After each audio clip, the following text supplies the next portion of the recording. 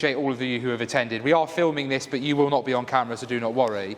Because I know some people, when I try and take photographs of them, either they don't want to have the dartboard of their photo next to mine, which I know might upset some people, or obviously that they don't want to be on camera. This is purely so that anyone who can't attend today will be able to see this online when I post on my Facebook over the weekend, so they can actually know what it was that we were talking about. But as I say, the first thing I want to do is hand over to Nigel, who's very kindly given his time, and he's going to outline, just to start with, the impact COVID has had on First Buses, particularly with its service within the city of Stoke-on-Trent. Nigel, over to you. Thanks, Jonathan. Can everybody hear me all right? Yeah, good. It's nice to be back in the community centre. It's probably at least 4 years since I was here with Councillor Chetwin, so good to be back. Let me bring you up to date with COVID and how it's affected First Potteries, which is unique. It's a very similar picture in Stoke to what it is across the country. At worst, our passenger numbers declined to about 10% of what they were pre-COVID. Today, in this part of the world, we're back to 72% of pre-COVID patronage numbers, but amongst senior citizens, those travelling free, we're back to about 55%. So just about half of the previous number of senior citizens that used to travel with us are no longer doing so. We are surviving, therefore, with the aid of substantial government funding. We simply wouldn't survive without that at the moment. It is paid to us directly from the Department of Transport. And it's worth recalling that prior to COVID, it was City Council policy then not to support financially bus services in any way other than to reimburse us for the use by senior citizens of their free travel. Now, that funding that we have from government is due to end on the 31st of March, and there are some very difficult discussions ongoing currently between the Department of Transport and Treasury about what funding may be provided for the UK bus industry from April onwards. Just listening to radio this morning, there are all manner of sectors of the UK economy, hospitality in particular this morning, demanding funding from Treasury. And I think we're probably all alive to the fact that Treasury can't fund everything. So we are genuinely nervous about the future of the bus industry today, because we don't know what funding will be available to us, and if I was Treasury, I would probably leave it to the last minute to make that decision, as they have done to date. So we are nervous at the moment about what might happen. And that, of course, is in complete contrast to the funding bid that has gone into government that Jonathan has referred to, which I think could be, a colleague of mine said, an epiphany moment for public transport in the Potteries. The City Council have already been successful with a bid for £29 million through what was known then as the Transforming Cities Fund, and work is underway already to decide exactly how that should be spent. The bid was comprehensive. It was, I think, an excellent bid. It will provide, all being well, for this part of the world, through services once again to the railway station, to the hospital, to Newcastle. Some of you might recall that this part of the world used to have cross-city services to the south of the city, which we had to split in half to provide a better service.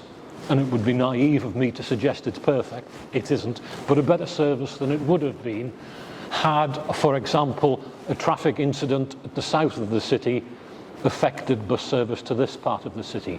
So a majority of that funding is going initially into infrastructure, bus lanes, traffic light priority, shelters, real-time information, and changes to Hanley bus stations design to enable through services across the city.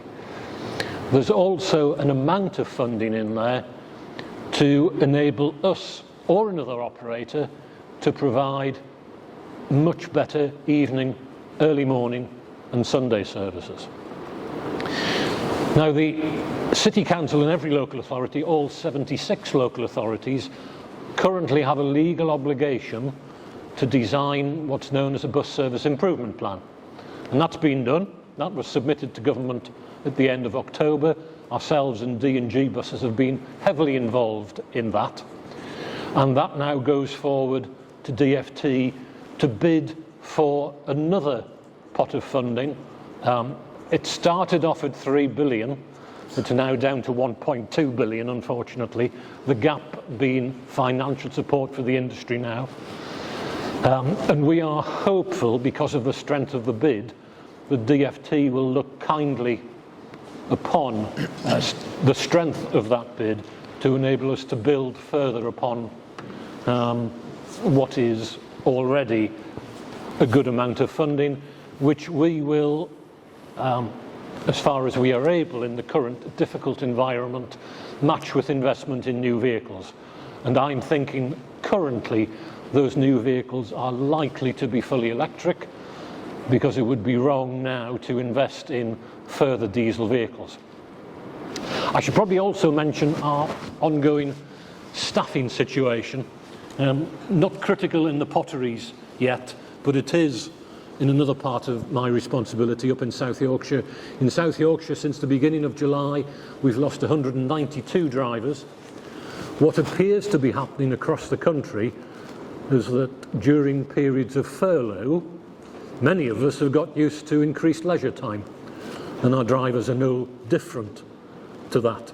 So there is now an unwillingness to work overtime, which used to be such an important part of our industry, an unwillingness to work rest days, and we also suspect many of our staff have got used to managing their households on a slightly lower income, and in itself that means an unwillingness to work overtime, but benefit from leisure as well. Now, we aren't suffering in the potteries to the extent of South Yorkshire at the moment, although it is understandable. In the last fortnight we're seeing quite a number self-isolating, and 3 colleagues this morning have rang in having had a positive COVID test.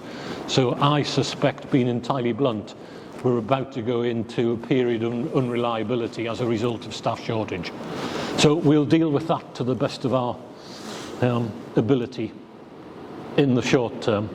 So I think that's everything I wanted to give as an update, Jonathan. Exciting times for public transport, if only we can get over the current financial problem that we all have across the country. Well, look, first of all, thank you, Nigel, for that update. And I know that and I'm sure everyone in the room, would like to thank drivers who ultimately have been very much on the front line. Yeah. We know that, we saw particularly in London at the initial lockdown back in March 2020, drivers were disproportionately losing their life compared to other professions. Yeah. The vaccine programme has obviously been a big thing. I know that you at first have been pushing that on drivers, the importance of getting double jabbed and now boosted, which is really important. But I want to thank the drivers, because ultimately they have been very much on the front line. They haven't, of this pandemic.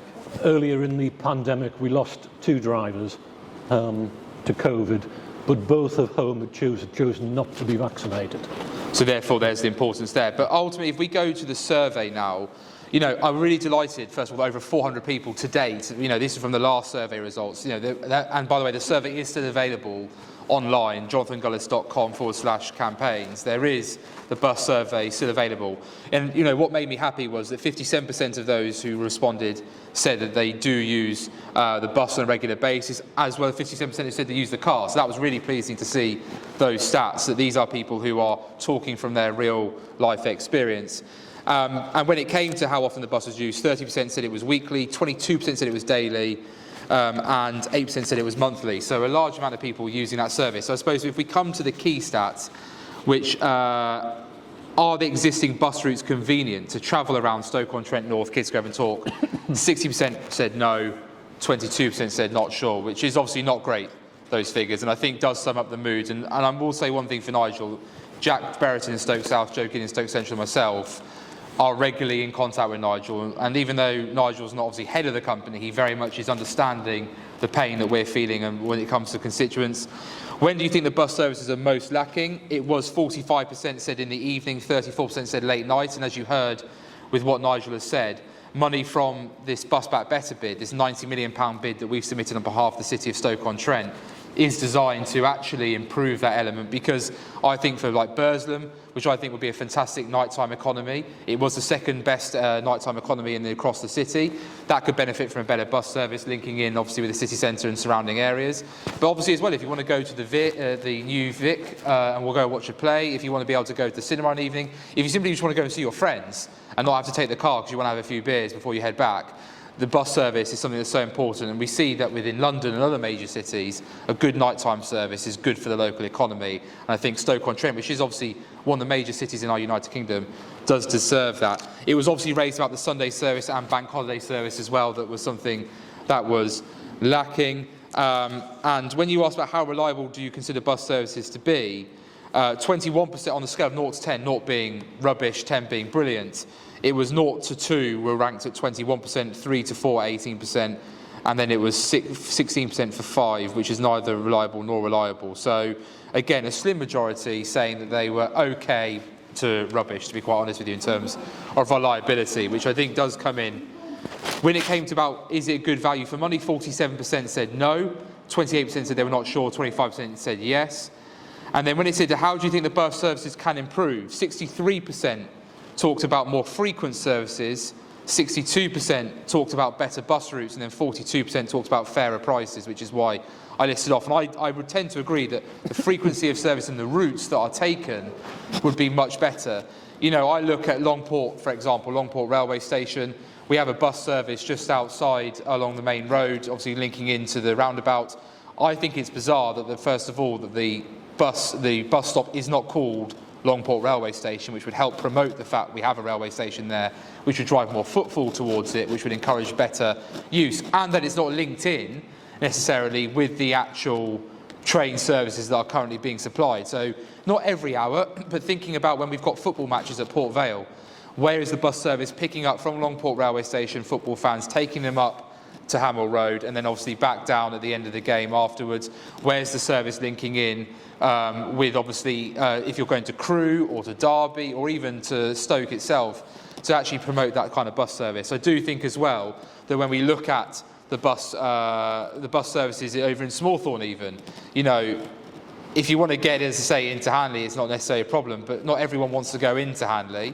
We have got Newcastle under Lyme. We have obviously got the Kidsgrove Talke area. People might want to go in different directions, or maybe going to Old Sage or in other areas. That bus service is, again, something that people are saying. They want the option to be able to go outside of the area. And so before I let Nigel come back to some of those survey results, I just want to make sure, because I did ask if people couldn't attend today. We did ask them in a letter if they want to send in their comments. So we had Joy from Norton, who said that I'm concerned about timetable changes to routes 8 and 8A and has had to change her job several times due to the amendments. Lillian from Norton says that there are regular bus services around Catton Crescent in Norton, but when the service was taken off, she had to walk down Norton Lane to catch the Leek Hanley bus. She says she can no longer make the journey due to ill health, causing her to feel isolated. Jeffrey said that the buses need to start earlier in the morning from Hanley to Crewe so that people can get into Crewe early enough to start work at 6 a.m. on the industrial sites. And there should be a bus from Hanley to Sandbach, especially on market day. And the number 7 service, which terminates in Kidsgrove, could terminate at White Hill so that older people and parents with young children don't have to walk up the steep bank. Deborah from Patmore says that why is there no direct bus service between Patmore and Tunstall? A direct service would be more practical for shopping and the medical centre in Tunstall. For those who don't drive, or a taxi or catching 2 buses is too expensive. There used to be separate bus routes between Patmore and Tunstall, once via Chell and the other via Golden Hill. Why cannot at least one of these routes be restored? Sue from Norton Green says there are no direct routes from Norton Green to Newcastle, Burslem, Woolstanton Retail Park or Leek. Catching 2 buses is not always convenient, especially in the winter. Angela from Chell said, I'm no longer able to get a bus from my area, Chell or Chell Heath, straight to the Festival Park. At the moment, it takes 2 buses. This service used to be provided. It went to Tunstall, Burslem, Waterloo Road and down to the Festival Park. And then finally, Sandra from Chell says, years ago, we had a bus that ran from Chell Heath, Chell, Tunstall, Burslem, Cobridge, then through the Festival Park to Hanley. First bus took it off, meaning it takes 2 buses to get to Festival Park. The retail park at Talke is a 2-bus journey as well. These places need a bus every half hour rather than every hour. So that's some comments which I'm sure some of you in the audience will empathise with.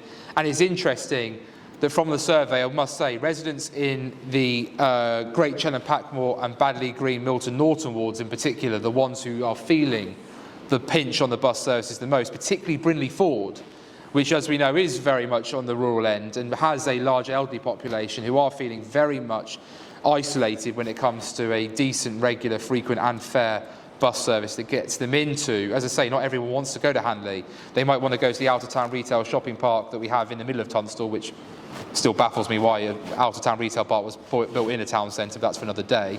But we do have one there. The fact that Burslem is seeing more shops now developing, we're going to have 300 new homes on the old Royal Dalton site, which are currently being built. That's going to drive footfall, hopefully, into the town centre of Burslem. Again, people might want to go for a drink or a meal at some award-winning restaurants like Aggie and Katie's rather than going in to the city centre. Not that I'm discouraging Hanley. I think Hanley's not as bad as what it's made out in the paper personally, but I do. But obviously, not everyone wants to always go into the city centre. So, Nigel, obviously, look, we sent you a letter where you had some of those data in advance. I suppose this would be a good opportunity for you to sort of talk about maybe why First have had problems, but also what you're trying to do to build public confidence. And then obviously we'll go to the floor so people can have their voices heard. Yeah, thanks, Jonathan. Well, it was, I think, a most useful survey. It wasn't, the results that came in probably weren't unexpected. You know, we understand the many, many difficulties and problems with the bus network that are quite obvious to us in the Potteries at the moment. It's probably worth recalling that, unlike, other than for sad individuals such as myself, people travel by bus because they have a reason to do so. So economists call it derived demand. And if that reason for travel disappears, and the obvious examples in this part of the world are the decline in the retail attractiveness of Hanley and Tunstall, and to a lesser extent Newcastle, that inevitably reduces the amount of demand that we have to deal with as a bus operators. So anything that can be done from a planning perspective to increase that reason for travel, not least of which employment, will always benefit public transport. If we look at some of the ingredients that customers have understandably highlighted there, undoubtedly the top priority before we do anything else is reliability and punctuality. That comes before cleanliness and driver attitude and all of that. We've got to get the reliability and punctuality right. And the funding that is currently being spent is largely designed specifically for that reason. And it's because of that funding that we have the confidence to start relinking services across the city once again and provide some of those links, not all, but some of those links that the survey highlights. Now, if we're going to do that, it's critically important as well that we invest in the right type of vehicle with, for example, onboard real-time information and audio-visual information as well. Now, it's interesting what you can do with technology. I was watching some of the information provision in Leicester the other day. I've been open and honest. I knew we had a bus coming past the railway station in Leicester that was running 12 minutes late. But there was a sign in the bus shelter showing this bus was due in 5 minutes, 4 minutes, 3 minutes, 2 minutes, 1 minute, and it turned up. And everybody thought it was on time. It wasn't. It was 12 minutes late. But the perception of the quality of service was quite different. And that's exactly what we will be doing in Stoke. Now, it's equally our responsibility, my responsibility, to do our very best to ensure that bus isn't running 12 minutes late, and the ingredients of the Transforming Cities Fund and hopefully the extra funding will go a long way towards that. We've also mentioned pricing and fares, and that's borne out through the survey as well, which is a useful piece of intelligence.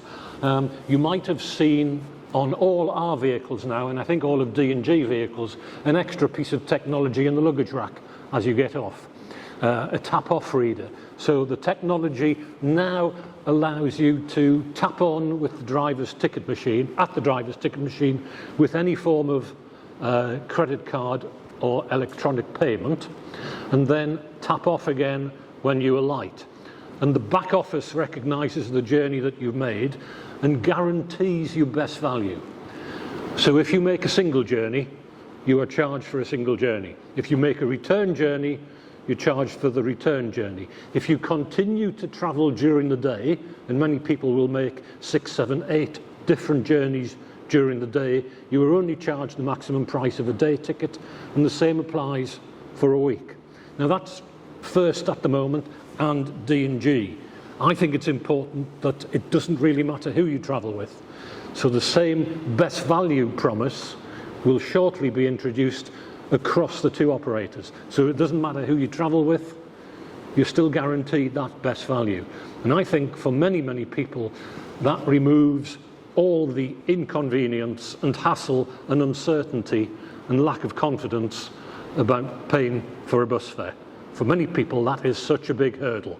They really don't know what to do. And I think that's going to be one of the ingredients to assist there. And so far, it's working very well. We've deliberately launched it softly to make sure the technology works, but it is, and about 15% of our passengers are now using that facility. So all sorts of things there to look forward to, some of which are already happening. Cross-city, hopefully within the next 12 months. We just need all the roadworks to take place, so a bit of pain in the short term for a far greater gain. And although we won't be able to solve all the problems highlighted in the survey and in the comments there, assuming we get a greater level of recovery from COVID than we've had now, I think certainly the vast majority of them we will be able to deal with. And that will be of great satisfaction to myself and